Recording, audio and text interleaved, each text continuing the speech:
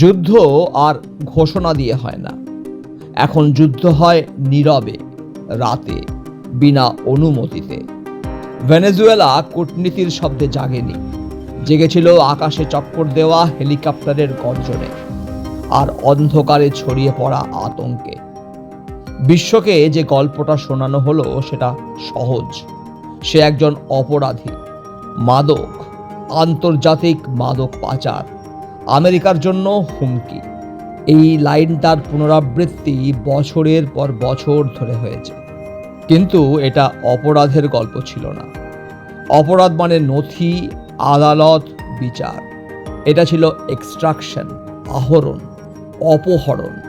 কারণ ভেনেজুয়েলার সমস্যা শুধু একজন শাসক নয়, ভেনেজুয়েলার সমস্যা তেল, পৃথিবীর সবচেয়ে বড় প্রমাণিত তেলের ভাণ্ডার, সৌদি আরবের চেয়েও বড়, ইরানের চেয়েও বড়। আর দশকের পর দশক ধরে ওয়াশিংটনের নাগালের বাইরে। প্রথমে এলো নিষেধাজ্ঞা, তারপর আলাদা করে দেওয়া, তারপর এক বিকল্প নেতার স্বীকৃতি, ক্যামেরার সামনে প্রশংসা, ফটোগ্রাফ, বৈধতার সিল। একটা ছায়া সরকার অপেক্ষায়। ট্রাম্পের মুখেও শোনা গেছে শান্তির কথা, নোবেল শান্তি পুরস্কারের ভাষা। ক্যামেরার সামনে হাসি, কিন্তু পর্দার আড়ালে কারাকাসের ফাইলটা ভারী হচ্ছিল, উঁচু হচ্ছিল। তারপর ভাষা বদলে গেল। আর কোনো বক্তৃতা নয়, আর কোনো সতর্কতা নয়, শুধু অ্যাকশন। কোনো গণ অভ্যুত্থান নয়, কোনো আদালত নয়, কোনো বিচার নয়। রাতের অন্ধকারে একজন রাষ্ট্রপ্রধানকে উধাও করে দেওয়া হলো। রিপোর্ট অনুযায়ী মাদুরোকে টেনে বার করা হয়েছিল তার শয়ন কক্ষ থেকে, নীরবে, কোনো ব্যাখ্যা ছাড়াই।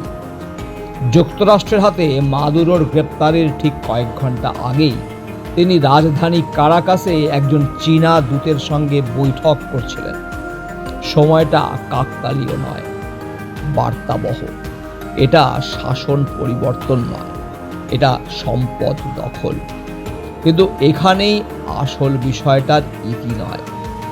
ঘটনাটাই সবচেয়ে গুরুত্বপূর্ণ ছিল না, প্রতিক্রিয়াটাই ছিল আসল বার্তা। রাশিয়া একে বলল সশস্ত্র আগ্রাসন, বলল যুক্তরাষ্ট্র সার্বভৌমত্বের লাল রেখা পার করে গেছে। চীন বলল আন্তর্জাতিক আইনের স্পষ্ট লঙ্ঘন, এবং সরাসরি দাবি করল মাদুরোর মুক্তি চাই। উত্তর কোরিয়া বলল এটাই প্রমাণ আমেরিকার প্রতিশ্রুতির কোনো মূল্য নেই।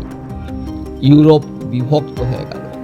ফ্রান্স আর জার্মানি সতর্ক করল, একতরফা শক্তি প্রয়োগ বিপজ্জনক।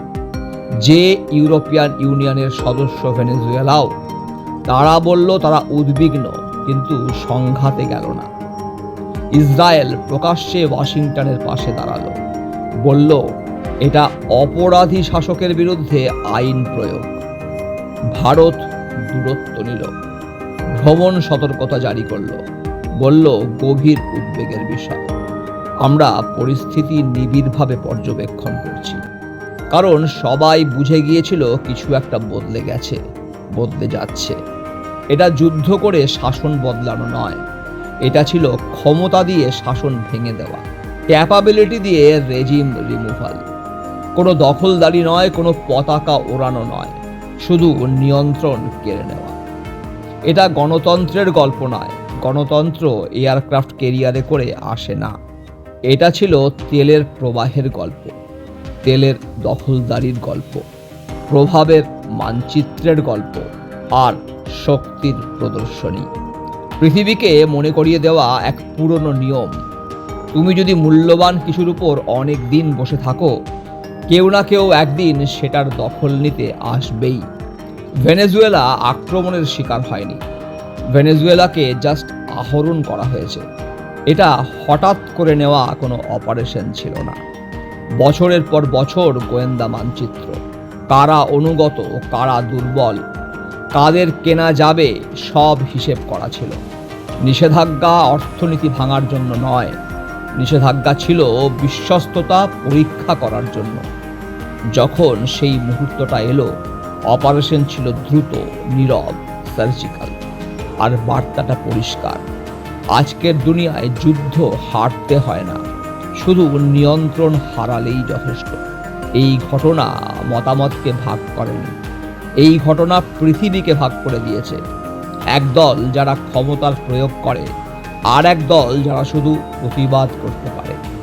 এটা ইতিহাসের ফুটনোট নয়, এটা ভবিষ্যতের সতর্ক সংকেত।